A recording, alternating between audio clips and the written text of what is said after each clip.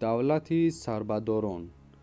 دولت سربداران یکی از دولت‌های سلاله‌های تاجیکان عصر میانگی بود که در خراسان غربی از سال 1337 تا سال 1383 ارضی وجود داشت.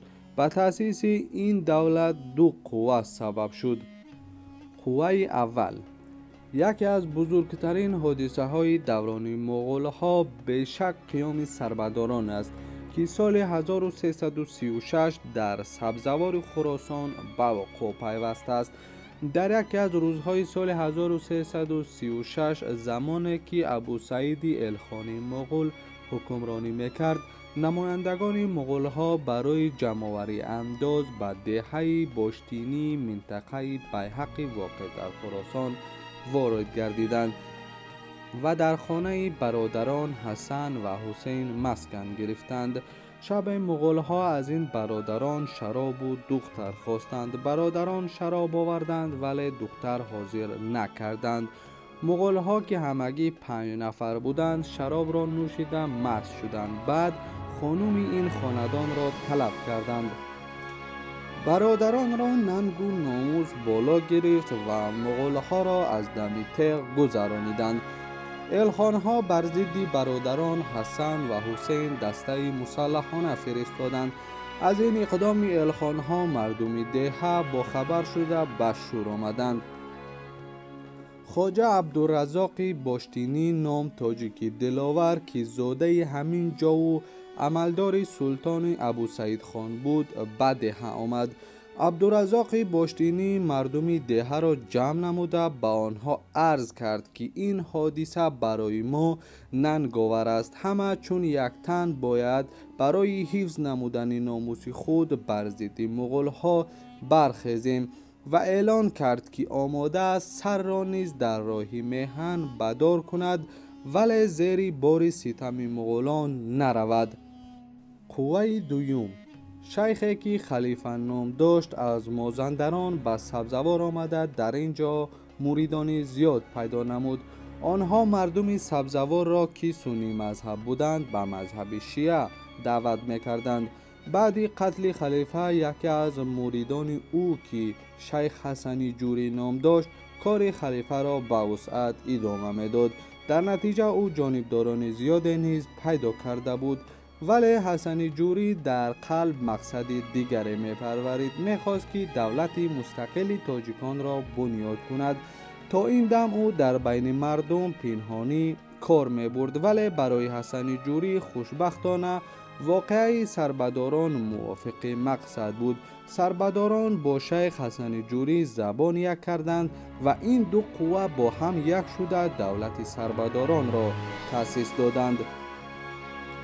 پس از تصرف سبزوار و آزاد کردن آن از دست مغول ها، عبدالرزاق خطبه و سکه را به نام خود گردانید و به حکومت سربداران ابتدا گذاشت. از این خاطر اساسگزار اولین دولت سربداران عبدالرزاق باشتینی محسوب می گردد.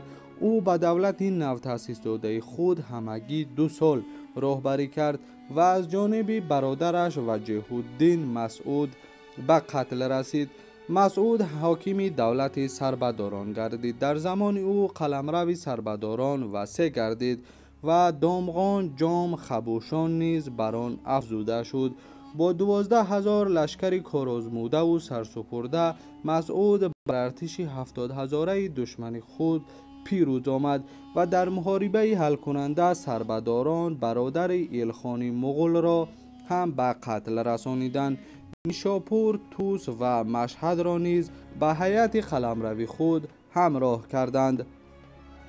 متاسفانه میان دو دولت تاجیک، سربداران خراسان و کردهای هرات همیشه زد و خورده ها اتفاق می افتاد که باعث کاهش یافتن قدرت هر دو سلسله گردید. یکی از محاربه های شدید بین دو دولت سال 1342 رخ داد که در نتیجه هر دو دولت ضعیف گشتند. در این نبرد شیخ حسنی جوری نیز کشته شد. میان مریدان شیخ حسنی جوری و مسعود ضدیت‌های داخلی می‌رفت. طرفداران مسعود را سربداران و مریدان حسنی جوری را باشد شیخیان منامیدند. شخصیتی وجیه الدین مسعود. وجیه الدین امیری از همه بزرگترین و یگانه سربداران دانسته شده است. بعد از وفات او باز 10 نفر دیگری سربداران به این مرتبه رسیده است، ولی یگان نفری آنها به عنوان امیر مشرف نگردید. هر کدام آنها را سربداران و مردم عادی همچون جانشینانی لطف الله ابن وجیه الدین می شناختند، یعنی وجیه الدین داهی سربداران به شمار می رفت. سال 1345 در یکی از محاربه های شدید مسعود به قتل رسید. به جای او محمد آی تیمور انتخاب گشت، اما ضدیت های داخلی سربداران چنان شدید بود که پس از 2 سال و 2 ماه حکمرانی سال 1347 او نیز به قتل رسید. بعد کلی اسفندیار سالهای 1347 1348 حکمرانی کرده او نیز با سبب‌های گوناگون کشته گشت. سپس شمس الدین به جای اسفندیار بر تخت نشست. او نیز 1 سال تا سال 1349 در سر قدرت بود. او دولت سربداران را اداره کردن نتوانست، برای همین به جای او به تخت خواجه شمس الدین علی نشست. سالهای حکمرانیش 1349 1353 محسوب می گردد. شاهی نو در دولت سربداران تا 1 درجه ترتیبات و نظام را جاری نموده مملکت را به خود تابع نمود. شهر دمغان را نیز باز پس گرفت. ولی دیر نگذشته حیدر قصاب نام عملدار دولتی با یاری خواجه یحیی قرابی شمس الدین علی را کشته خود خواجه یحیی را به تخت حاکم سربداران نشاندند.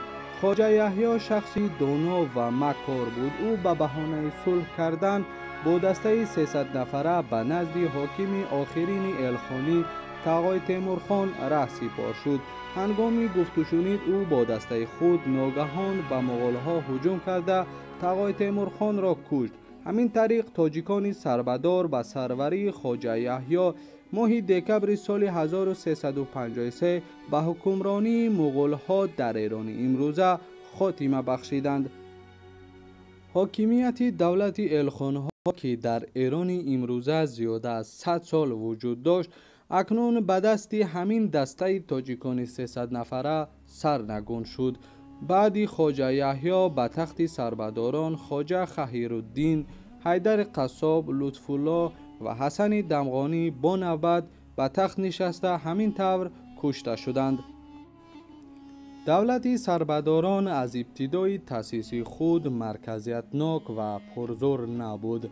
محض از همین سبب امیران و حاکمان آن تیز تیز قتل کرده می شدند و یا به جای یک دیگر می نشست و این امکانیت نمی داد که دولت سربداران رشد و نمو کند. خواجه علی مؤید آخرین شخصی بود که دولت سربداران را اداره می کرد. بعد آن که تیمور لنگ آن را پرره به هیئت خود تابع نمود. با همین دولت سربداران سال 1383 از بین رفت.